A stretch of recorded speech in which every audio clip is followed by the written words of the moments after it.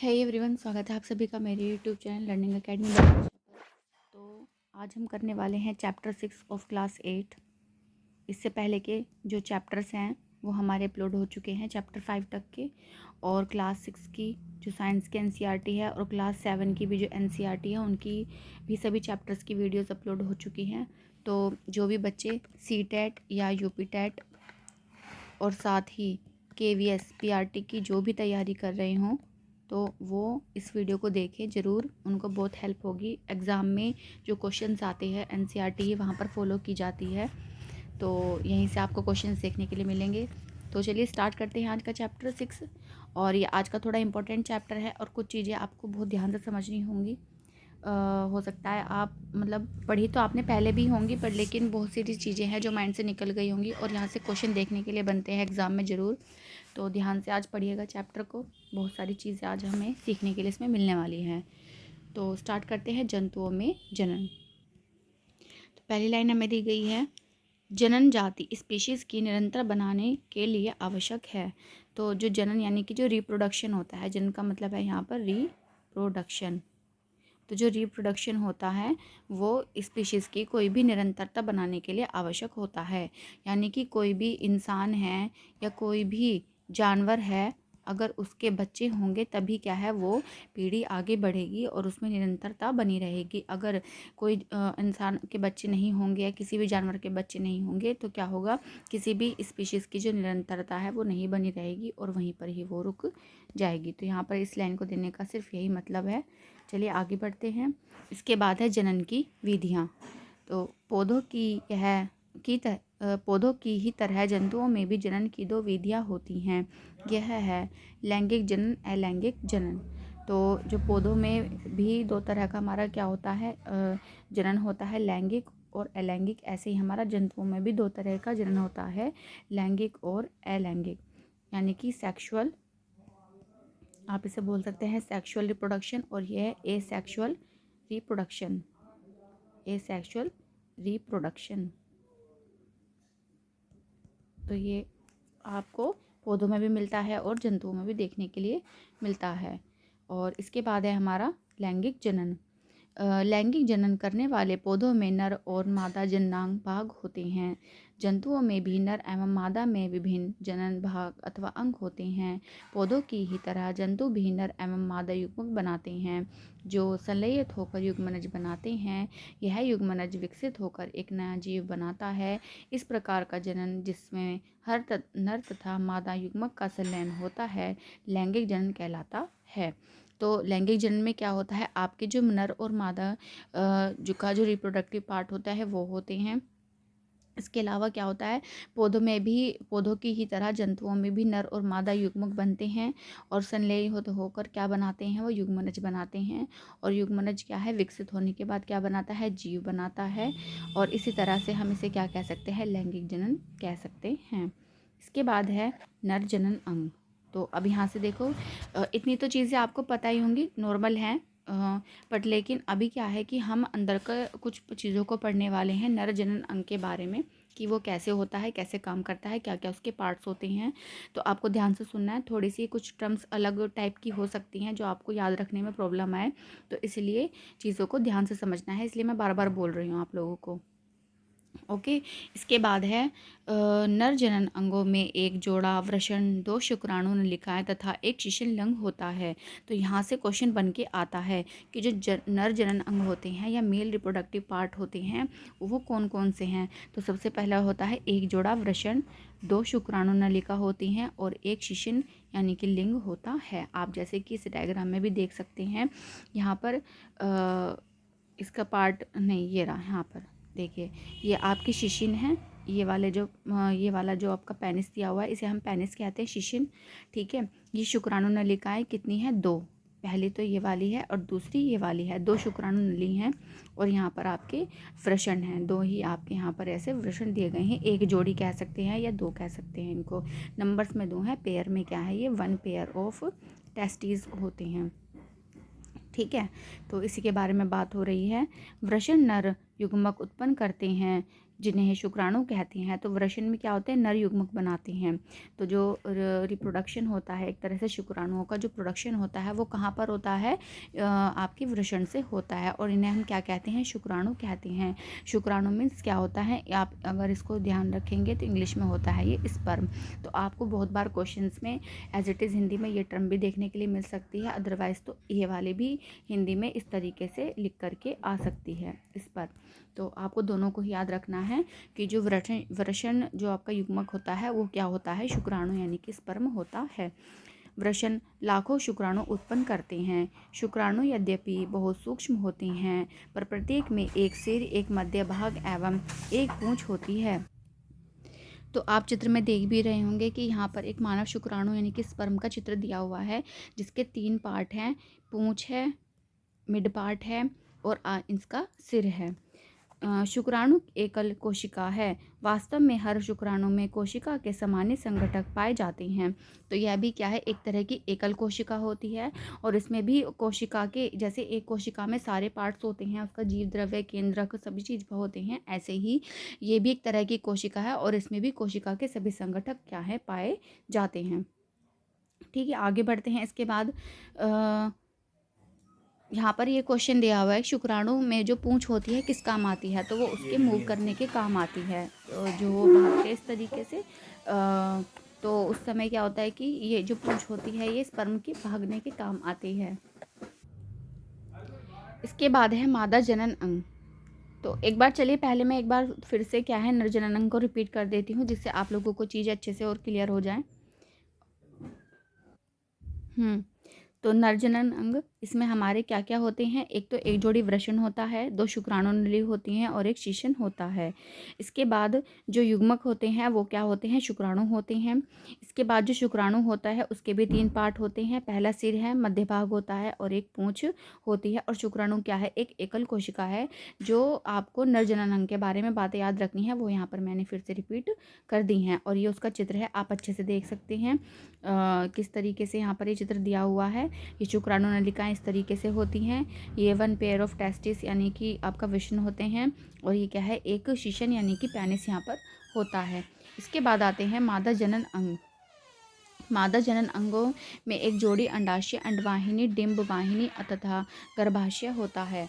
तो जो मादा जनन होती है उसमें एक जोड़ी अंडाशय होते हैं, अंडवाहिनी यानी कि डिंब वाहिनी होती है, और क्या होता है, गर्भाशय होते हैं।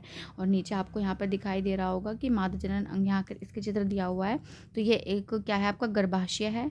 इसके बाद अंड वाहिनी है यहाँ पर एक जोड़ी, मतलब इस तरीके से, और यहाँ पर क्या है, एक जोड़ी यानी कि एक ये और एक ये क्या है, 1 पेयर ऑफ अंडाशय यहाँ पर दिया हुआ है। ठीक है, और जो अंडवाहिनी यानी कि यहाँ पर ये इस तरीके से अंडवाहिनी है, ये अंडवाहिनी दी हुई है। तो ये होते हैं मादा जनन अंग के पार्ट। अंडाशय मादा युग्मक उत्पन्न करता है, जिसे अंडाणु या डिंब कहते हैं। तो जो अंडाशय होता है वो क्या करता है, अंडाशय यहाँ पर है आपका, ये क्या उत्पन्न करता है, आपका जो युग्मक उत्पन्न करता है उसे हम क्या कहते हैं, अंडाणु या डिंब कहते हैं। मानव स्त्रियों में प्रति मास दोनों अंडाशयों में से किसी एक अंडाशय से एक विकसित अंडाणु अथवा डिंब का निर्मोचन अंडवाहिनी में होता है। गर्भाशय वह भाग है जहाँ शिशु का विकास होता है। शुक्राणु की तरह अंडाणु भी एक एकल कोशिका है। तो आप यहाँ पर देखिए कि मानव कांड, हाँ ये देखो क्या होता है कि जो स्त्रियां होती हैं, आपको पता ही होगा और ये हर कोई अच्छे से जानता ही है कि गर्ल्स में क्या होते हैं, पीरियड्स होते हैं। तो वो जो पीरियड्स होते हैं यानी कि हम उसको मेंस्ट्रुअल साइकिल भी बोल सकते हैं। तो जब वो होता है तो अंडाशय से हर महीने में क्या होता है कि एक अंडाशय से, जैसे 2 हमारे अंडाशय यहाँ पर दिए गए हैं, तो हर महीने क्या होता है, हर बार एक अंडाशय से क्या है, एक डिंब यहाँ पर रिलीज़ होता है। ठीक है। इसके बाद दूसरा क्या है, जब नेक्स्ट मंथ आएगा तो नेक्स्ट मंथ में क्या होगा, इस वाले अंडाशय से क्या होगा, एग रिलीज़ होगा। ठीक है, तो इस तरीके से क्या होता है, वहाँ पर आपके जो पीरियड्स होते हैं वो होते हैं। दूसरा जो आपका गर्भाशय होता है, ये वो भाग होता है जहाँ पर शिशु का विकास होता है।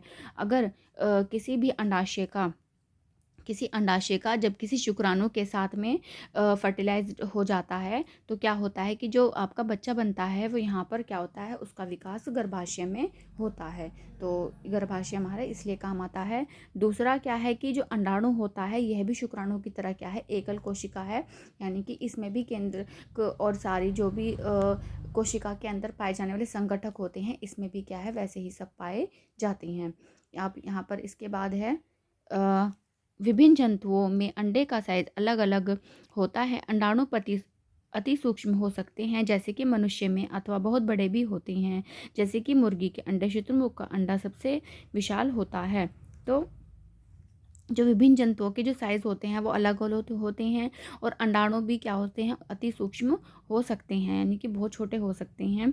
इसके अलावा है कि जो मनुष्य में भी बड़े होते हैं, और जो मुर्गी के अंडे और जो शुतुरमुर्ग का अंडा होता है वो सबसे बड़ा होता है। तो यानी कि जो सबसे बड़ी अगर आप सेल बोलेंगे सिंगल सेल, वो क्या है, शुतुरमुर्ग का अंडा है, क्योंकि वो सबसे बड़ा होता है।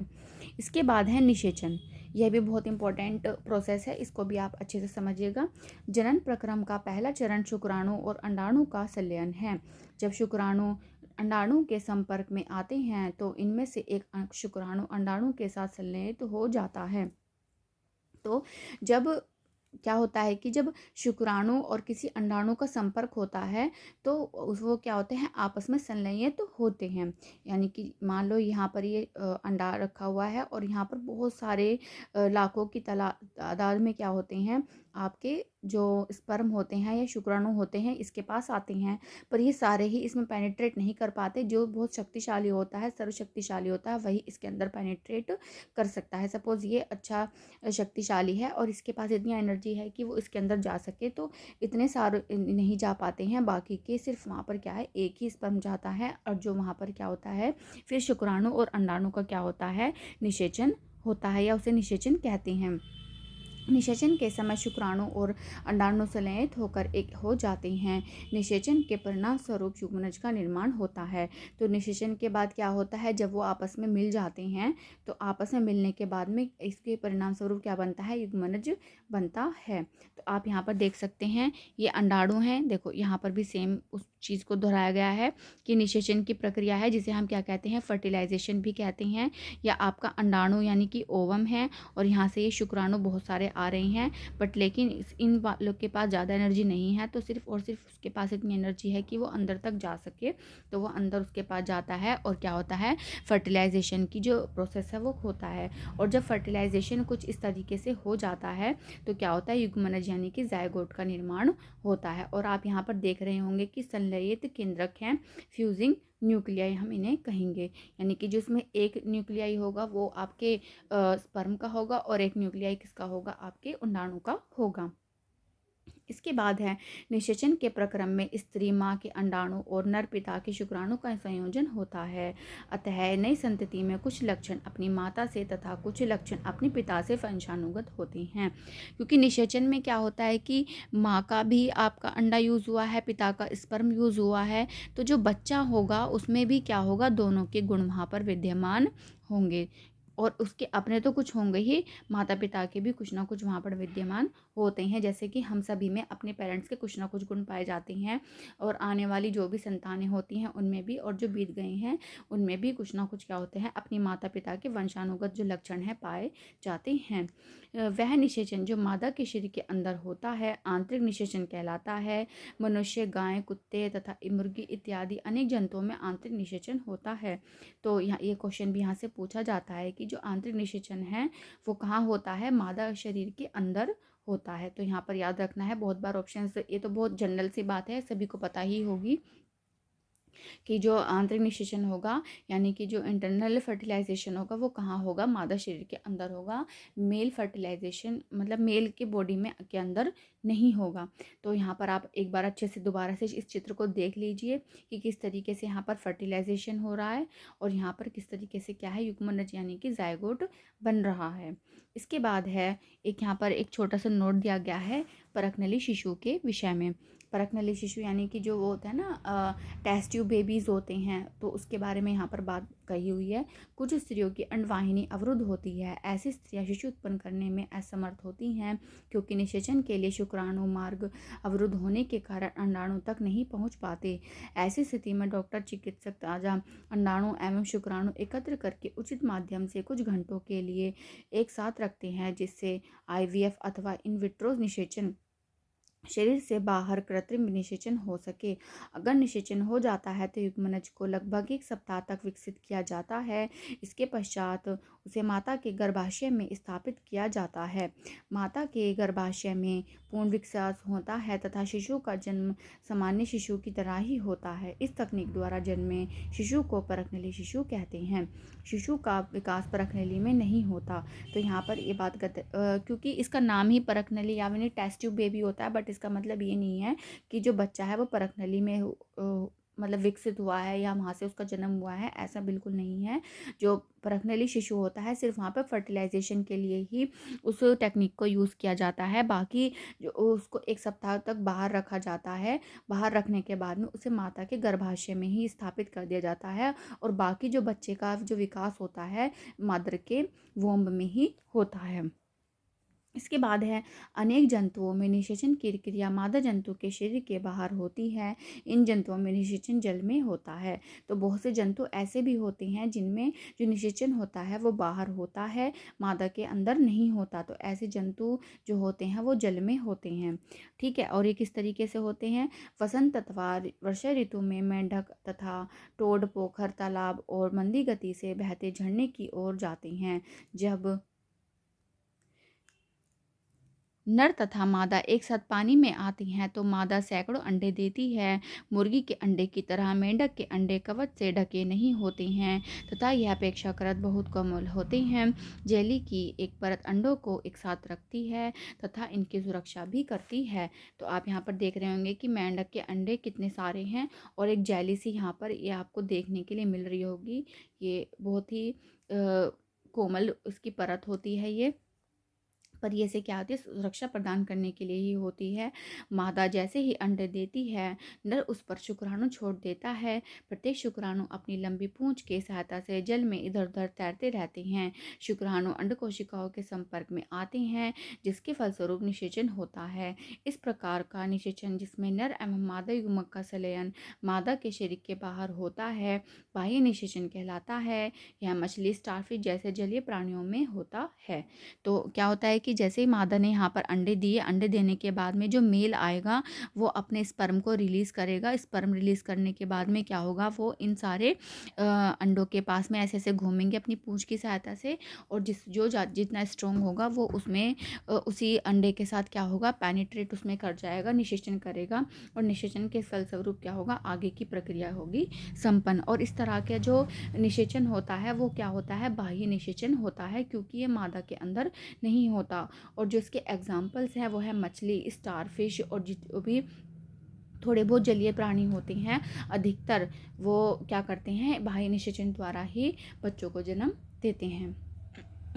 इसके बाद है मछली और मेंढक एक साथ सैकड़ों अंडे क्यों देते हैं जबकि मुर्गा एक समय में केवल एक अंडा देता है। देखिए यहाँ पर ये बात समझने वाली है।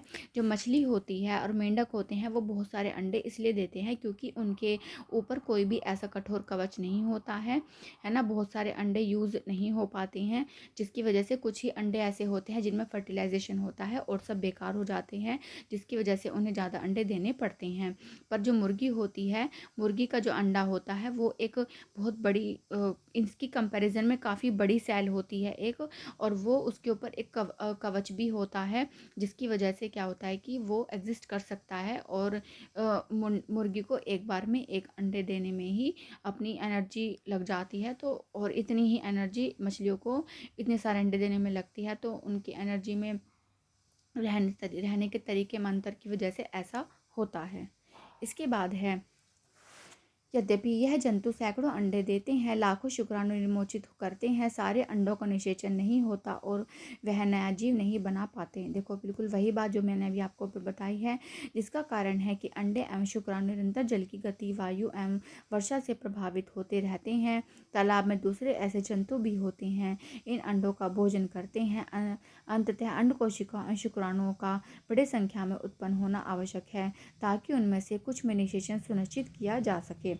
अब यहाँ से आपको चीज़ें अच्छे से क्लियर हो गई होंगी और एग्ज़ाम्स में ये क्वेश्चंस पूछे जाते हैं। देखो एक एक चीज़ वही मैं आपको यहाँ पर हाईलाइट की हुई है जो बिल्कुल एग्ज़ाम ओरिएंटेड है, और वहाँ जो क्वेश्चंस आपके बन के आते हैं वो घुमा फिरा के किसी भी तरीके से पूछे जा सकते हैं। अगर आपको चीज़ों की अच्छे से नॉलेज होगी, अच्छे से आपको वो करनी आएंगी, तो आप अच्छे से उसका जो आंसर है उसे भी टिक कर सकते हैं। ठीक है, इसके बाद है हमारा भ्रूण का परिवर्धन। निषेचन के परिणाम स्वरूप युग्मनज बनता है, जो विकसित होकर भ्रूण में परिवर्तित होता है। युग्मनज लगातार विभाजित होकर कोशिकाओं के गोले में बदल जाता है। तत्पश्चात कोशिकाएं समूहीकृत होने लगती हैं तथा विभिन्न ऊतकों और अंगों में परिवर्तित हो जाती हैं। इस विकसित होती हुई संरचना को भ्रूण कहते हैं। भ्रूण गर्भाशय की दीवार में रोपित होकर विकसित होता रहता है। गर्भाशय में भ्रूण का निरंतर विकास होता रहता है। धीरे धीरे विभिन्न शारीरिक अंग जैसे कि हाथ, पैर, सिर, आंखें, कान इत्यादि विकसित हो जाते हैं। भ्रूण की वह अवस्था जिसमें सभी शारीरिक भागों की पहचान हो सके गर्भ कहलाता है। जब गर्भ का विकास पूरा हो जाता है तो माँ नवजात शिशु को जन्म देती है। देखिए अब हम इसको अच्छे से समझेंगे, चित्र की हेल्प से ज़्यादा अच्छे से हमें चीज़ें क्लियर हो पाएंगी। देखो क्या होता है कि यहाँ पर जब एग का और स्पर्म का क्या हो गया, फर्टिलाइजेशन हो गया है और यहाँ पर दोनों के केंद्रक आपस में मिल गए हैं, तो धीरे धीरे टाइम के साथ ये जो है चला जाता रहता है। जाने के बाद में क्या है कि यहाँ पर ये ऐसे मल्टीपल क्या है, छोटे छोटे छोटे छोटे गोलों में क्या है विभाजित होता रहता है। विभाजित होने के बाद में क्या होता है, इसमें समूहीकृत होने लगती हैं, और जब समूहीकृत होने लगता है तो विभिन्न ऊतक और अंग क्या है परिवर्तित होते हैं, और ये विकसित होकर के क्या बनाते हैं, भ्रूण बनाते हैं, और भ्रूण गर्भाशय की दीवार में जाकर के क्या हो जाता है, रोपित हो जाता है। यहाँ पर जो यहाँ जो गर्भाशय की दीवार आपको यहाँ पर ये दिखाई दे रही होगी, तो ये क्या होता है, यहाँ पर जा कर के रोपित हो जाता है। सॉरी मैंने आपको उल्टा बता दिया, यहाँ पर स्टार्टिंग में यहाँ पर ऐसे नहीं होता है। भ्रूण जो आपका होता है यहाँ पर जब अंदर जा कर के जो आपका एग होता है यहाँ पर उसका युग्मनज बना, यानी कि जो फर्टिलाइजेशन हुआ है वो यहाँ से स्पर्म जा रहा है, स्पर्म जाने के बाद में वो जहाँ करके यहाँ पर उसका फर्टिलाइजेशन हो गया। जब यहाँ पर जा कर के उसका फर्टिलाइजेशन होता है तो धीरे धीरे क्या होता है, वो गोले गोले जैसे संरचनाओं में इस तरीके से परिवर्तित होता रहता है और एक संगठित स्ट्रक्चर गोलों का बनता रहता है, और जा कर के धीरे धीरे क्या है, गर्भाशय की दीवार में जा कर के वो रोपित हो जाता है, और जहाँ पर क्या होता है, भ्रूण का विकास शुरू होता है। और जब धीरे धीरे जब भ्रूण का विकास होगा तो उसमें क्या बनेंगे, हाथ, पैर, ये सब उसके जो शरीर के अलग अलग पार्ट्स होते हैं बनने शुरू हो जाते हैं। और जब भ्रूण की पहचान जिसमें शारीरिक भागों की पहचान की जाती है उसे हम क्या कहते हैं, गर्भ कहते हैं। और जब गर्भ का विकास पूरा हो जाता है तो माँ क्या करती है, उस बच्चे को जन्म दे देती है, शिशु को जन्म दे देती है। आप यहाँ पर देख रहे होंगे कि किस तरीके से गर्भाशय में एक बच्चा डेवलप हो रहा है ना। इसके बाद है मुर्गी में भी आंतरिक निषेचन होता है। मुर्गी बच्चों को जन्म नहीं देती, तो वह चूजे कैसे जन्म लेते हैं, तो देखते हैं चूजे जन्म कैसे लेते हैं। निषेचन के फौरन बाद ही युग्मनज लगातार विभाजित होता रहता है और अंडवाहिनी में नीचे की ओर बढ़ता रहता है। इसके नीचे बढ़ने के साथ साथ इस पर सुरक्षित परत चढ़ती रह जाती है। मुर्गी के अंडे पर दिखाई देने वाला कठोर कवच भी ऐसी ही सुरक्षित परत है।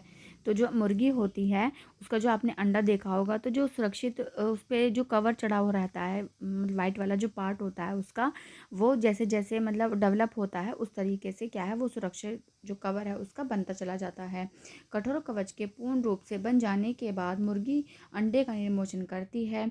मुर्गी के अंडे को चूजा बनने में लगभग 3 सप्ताह का समय लगता है। आपने मुर्गी को ऊष्मायन के लिए अंडों पर बैठे देखा होगा। अंडे के अंदर चूजे का विकास इस अवधि में ही होता है। चूजे के पूर्ण रूप से विकसित होने के बाद कवच के प्रस्फुटन के बाद चूजा बाहर आ जाता है। तो जो क्या होता है कि सबसे पहली बार जो चूजा बनने में कितना समय लगता है, 3 सप्ताह का समय लगता है। दूसरा, जो मुर्गी अंडों को सेती है, आपने देखा होगा कि जो ऊष्मायन की जो उसकी प्रक्रिया है वो उससे क्या होता है कि उस अंडे को विकसित होने में हेल्प करता है। और जब प्रस्फुटन के बाद क्या होता है कि चूजा वहाँ से बाहर आ जाता है ना। इसके बाद है जरायुज बाह्य निषेचन वाले जंतुओं में भ्रूण का विकास मादा के शरीर के बाहर ही होता है। भ्रूण अंडावरण के अंदर विकसित होता रहता है। भ्रूण का विकास पूर्ण होने पर अंडोज उत्पत्ति होती है। आपने तालाब अथवा झरने में मेंढक के अनेक टेडपोल तैरते देखे होंगे। तो जो बाह्य निषेचन होता है उसमें क्या है, जो भ्रूण जो हमारा होता है उसका विकास कहाँ होता है, मादा के शरीर के बाहर होता है। और जो बाहर होता है तो जो अंडावरण होता है, यानी कि जो अंदर जो भी हमारा जो भ्रूण है उसका विकास होता है, उसके चारों तरफ एक अंडे का आवरण होता है, तो उसके अंदर उसका विकास होता है। इसके बाद जब वो पूरी तरह विकसित हो जाता है तो क्या होता है, अंडज उत्पत्ति, यानी कि अंडे से उत्पत्ति होती है। और ये हम कहाँ देखने के लिए मिल सकती हैं चीज़ें, मेंढक के जो टेडपोल होते हैं उनमें हमें ये जो प्रक्रिया देखने के लिए मिल सकती है। इसके बाद है जरायुज एवं अंड प्रजक जंतु। वह जंतु जो सीधे ही शिशु को जन्म देते हैं जरायुज जंतु कहलाती हैं। वे जंतु जो अंडे देते हैं अंड प्रजक जंतु कहलाते हैं। तो यहाँ से क्वेश्चन पूछा जाता है कि जरायुज कौन होते हैं, जो जंतु क्या करते हैं, बच्चे को जन्म देते हैं, यानी कि शिशु को जन्म देते हैं, उन्हें क्या कहते हैं, जरायुज कहते हैं। और अंड प्रजक वो होते हैं जो जंतु क्या है, अंडे को जन्म देते हैं। यहाँ से क्वेश्चन पूछा जाता है। इसके बाद है देखो यहाँ पे भी ये चीज़ें दी हुई हैं। कुछ जंतुओं के अंडे का अवलोकन करना सरल है क्योंकि उनकी माँ शरीर के बाहर अंडे देती है, परंतु आप गाय, कुत्ता, बिल्ली के अंडे एकत्र नहीं कर सकते, या इसलिए क्योंकि वह अंडे नहीं देते हैं। इनमें माँ पूर्ण विकसित शिशु को ही जन्म देती है। यह जरायुज जंतुओं के उदाहरण हैं। तो जो बच्चों को जन्म देते हैं उन्हें हम क्या कहते हैं, जरायुज कहते हैं। इसके बाद है शिशु से वयस्क। मेंढक में अंडे से प्रारंभ करके वयस्क बनने की विभिन्न चरणों का प्रेक्षण देखो 3 स्पष्ट अवस्थाओं अथवा चरणों को देख पाते हैं, अंडा, टेडपोल, वयस्क। तो यहाँ से भी क्वेश्चन आता है कि जो मेंढक होता है उसकी जो वयस्क बनने की जो चरण होते हैं कौन कौन से, वो 3 हैं। पहला क्या होता है, अंडा होता है, फिर टेडपोल यानी कि लार्वा बनता है, और लार्वा से क्या बनता है, वयस्क बनता है। टेडपोल रूपांतरित होकर वयस्क में बदल जाता है, जो छलांग लगा सकता है और तैर सकता है। कुछ विशेष परिवर्तनों के साथ टेडपोल का वयस्क में रूपांतरण कायांतरण कहलाता है। मनुष्य में जन्म के समय से ही नवजात शिशु में वयस्क समान शारीरिक अंग मौजूद होते हैं। तो आप यहाँ पर देख सकते हैं एक मेंढक है, किस तरीके से यहाँ पर इसको दिखाया गया है कि सबसे पहले क्या होता है, अंडे होते हैं, अंडे से क्या बनता है, टेडपोल बनता है जो आसानी से तैर सकता है। तैरने के बाद क्या होता है, इसके आगे के जो हाथ हैं वो विकसित हो गए हैं। अब ये थोड़ी बहुत हल्की फुल्की से छलांग भी लगा सकता है, मतलब तैर सकता है इजीली। बहुत ज़्यादा उतना एक्टिवली काम नहीं कर पाएगा जितना एक वयस्क मेंढक करेगा, और इसके बाद इसकी वयस्क वाली अवस्था आ जाती है। तो 3 तरीके से क्या है, अंडे की जो मेंढक का जो जीवन चक्र है वो 3 पार्ट में क्या होता है आपका, उसकी प्रक्रिया होती है, अंडे में, टेडपोल में और उसके बाद वयस्क में। इसके बाद क्या है कि और ये वाली जो प्रक्रिया है, यहाँ से भी क्वेश्चन पूछा जाता है कि जो मेंढक के टेडपोल का जो विकास होता है उस प्रक्रिया को हम क्या कहते हैं, या वो रूपांतरण क्या कहलाता है, उसे हम कहते हैं कायांतरण कहते हैं।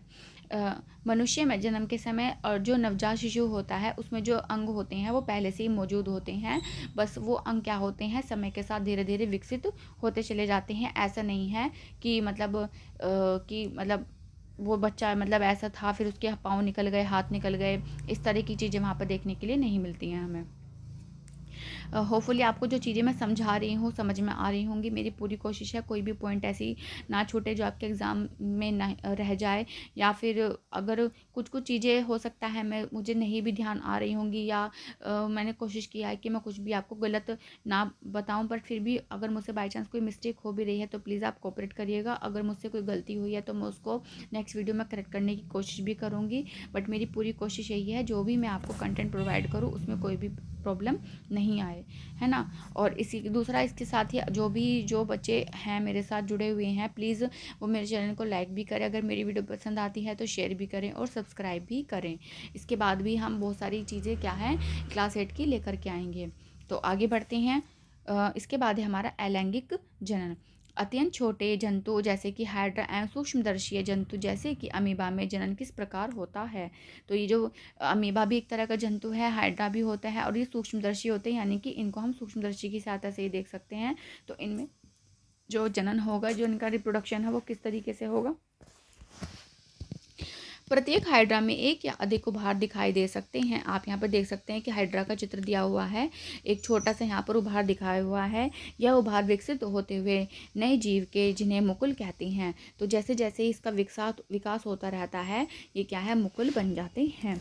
ईस्ट में या फिर ये कहोगे कि जो हाइड्रा में जो रिप्रोडक्शन की जो प्रक्रिया होती है, जो इनका जनन होता है, वो किस प्रक्रिया द्वारा होता है, मुकुलन प्रक्रिया द्वारा होता है। ईस्ट भी मुकुल दिखाई देते हैं। हाइड्रा में भी एक एकल जनक से निकलने वाली उद्धर्व से नए जीव का विकास होता है। इस प्रकार के जनन को, जिसमें केवल एक ही जनक नए जीव को जन्म देता है, अलैंगिक जनन कहते हैं। हाइड्रा में मुकुल से नया जीव विकसित होता है, इसलिए इस प्रकार के जनन को मुकुलन कहते हैं। तो क्या होता है कि जो आपका हाइड्रा है और जो आपका ईस्ट होता है, हाइड्रा और ईस्ट में जो रिप्रोडक्शन की प्रक्रिया है वो मुकुलन द्वारा ही होती है। और क्योंकि इसमें कोई अलग से नर या मादा की ज़रूरत नहीं होती है एक साथ, तो इसे क्या कहते हैं, हम अलैंगिक जनन कहते हैं, यानी कि एसेक्सुअल रिप्रोडक्शन यहाँ पर होता है, एसेक्सुअल रिप्रोडक्शन होता है। इसके बाद है अमीबा एक कोशिकीय होता है। तो पहला क्वेश्चन तो यहीं से बन गया कि अमीबा किस तरह की कोशिका का जीव है, एक कोशिकीय जीव होता है। इसमें केंद्रक के 2 भागों में विभाजन से जनन प्रक्रिया प्रारंभ होती है। इसके बाद कोशिका भी 2 कोशिकाओं में बढ़ जाती है, जिसके प्रत्येक भाग में केंद्रक होता है।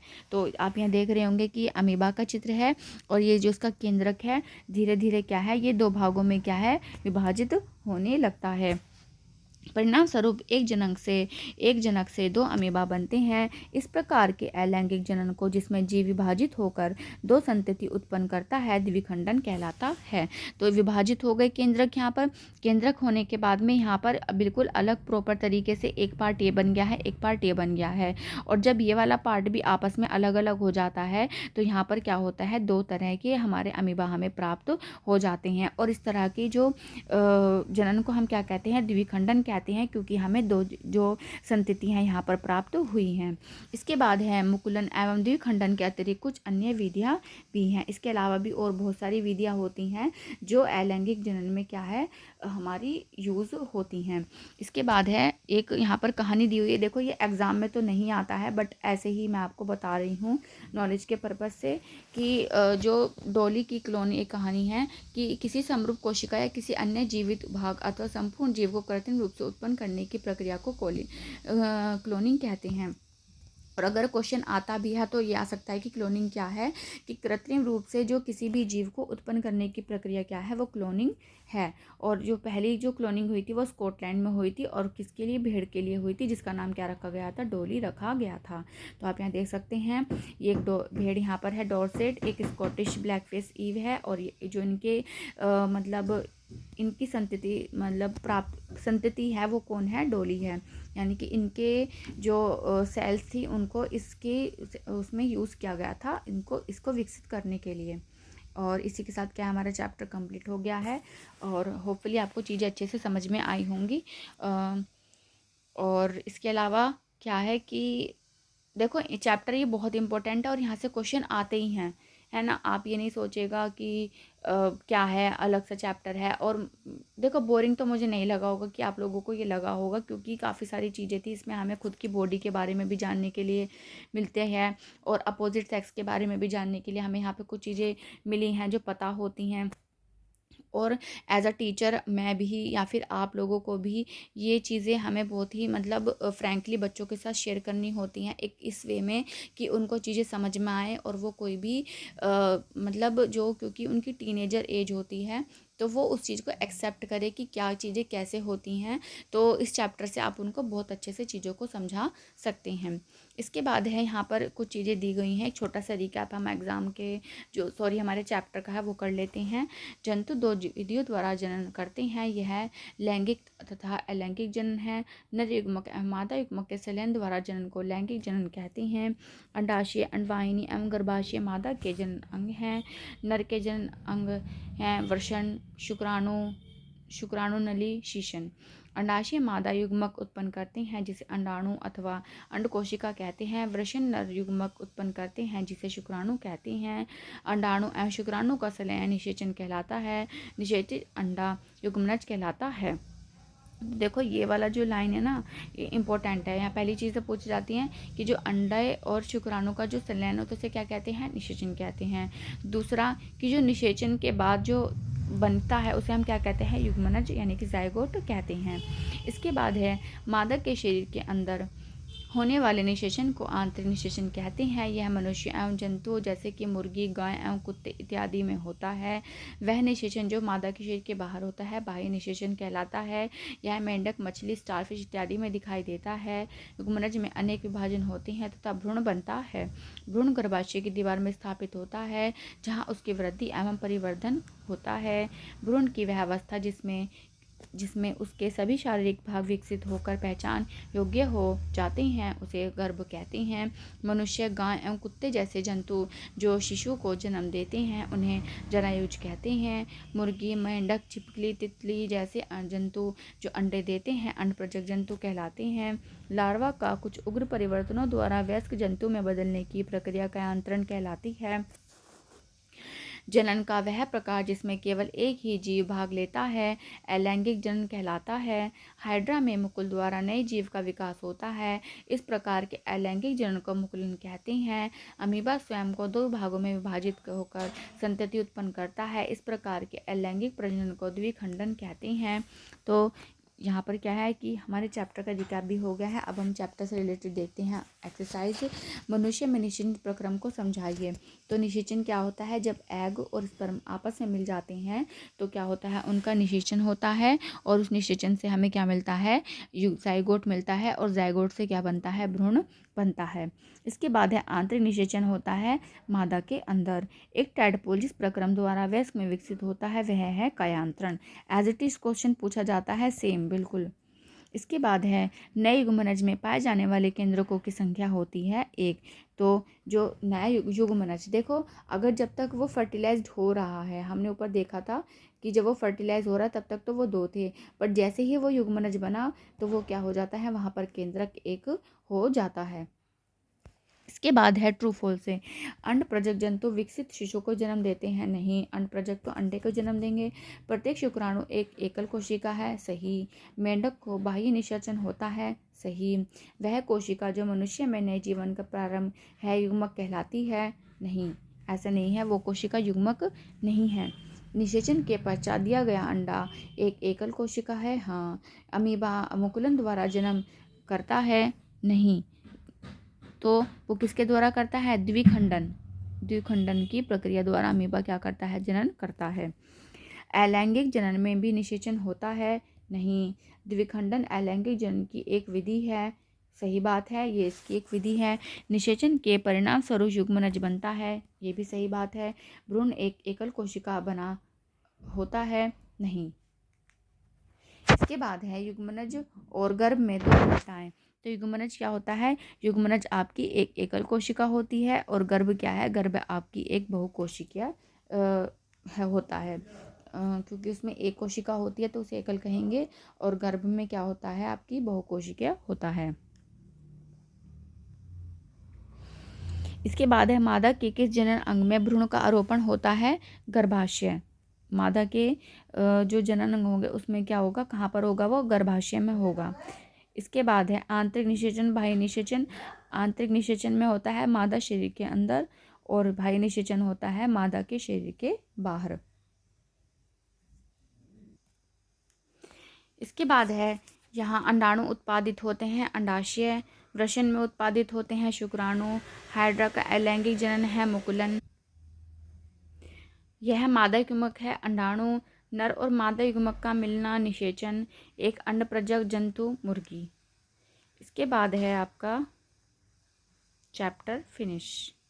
यहाँ पर आपका चैप्टर फिनिश हो गया है। होपफुली आपको चीज़ें अच्छे से समझ में आई होंगी, और अगर अब चीज़ें समझ में नहीं आई हुई हो तो आप दोबारा से वीडियो को देखिएगा, चीज़ें आपको दोबारा से ठीक से ज़रूर समझ में आएंगी। और बुक का एक एक जो भी मैंने चैप्टर का एक एक जो भी हाईलाइटेड पार्ट है वो बिल्कुल एग्ज़ाम ओरिएंटेड है, कुछ भी एक्स्ट्रा इसमें नहीं है। और दूसरा, हमारी क्या है कि अभी क्लास 6 हमारी चल रही है, इसके बाद हमारे लगभग आधे चैप्टर और बचे हैं, 6 से 7 चैप्टर हमारे और बचे हैं। हम उन्हें भी जल्दी कंप्लीट कर लेंगे और इसके बाद हम बहुत सारी और चीज़ें करेंगे साथ में। तो तब तक के लिए मेरी वीडियोस को देखते रहिए, अपने दोस्तों के साथ शेयर करते रहिए, और मेरे चैनल को ज़रूर सब्सक्राइब कीजिए। और मिलते हैं फिर तब तक नेक्स्ट वीडियो में। Bye and take care.